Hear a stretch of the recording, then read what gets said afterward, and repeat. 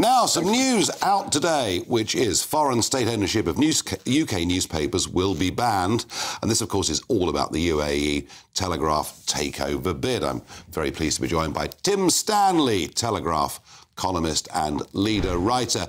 Tim, it's been extraordinary to watch journalists who've spent, in some cases, their whole career at the Telegraph openly saying, we do not want these people taking us over. I would think it's a day of celebration for you, isn't it?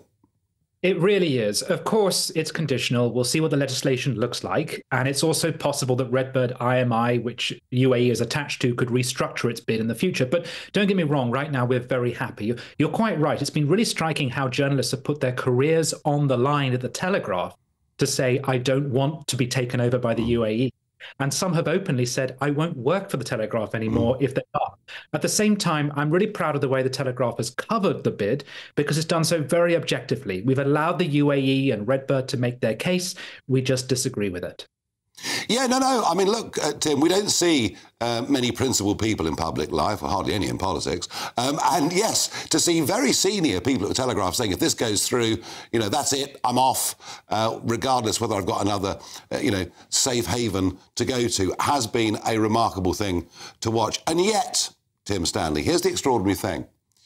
It seems to me that it was the Labour Party that acted first, that pushed the government into doing something it didn't really want to do. And you could, if you were very cynical, argue that one or two people like, for example, the Foreign Secretary, Lord Cameron, perhaps have been rather pro the UAE in lots and lots of different ways.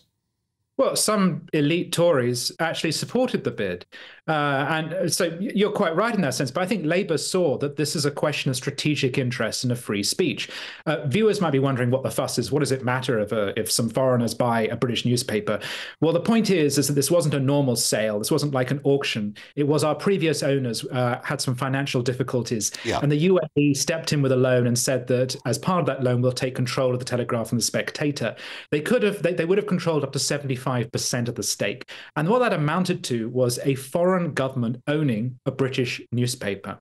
And that was the problem. Not that it was foreigners doing it, but that it was a foreign government. Yeah. If you allow that to go through, in principle, in the future, what happens if China tries to make that move? Well, whether you're left-wing or right-wing, Labour or Tory, you can't allow a great British newspaper to be bought out by a foreign government in that way. No, and a free press has to be free of government control. Otherwise, it simply isn't free press. Tim Stanley, thank you for joining us. And I've got to say, Tim, your writing is getting funnier and funnier and funnier. Keep going. I'm loving it. Thank you for joining us here this evening.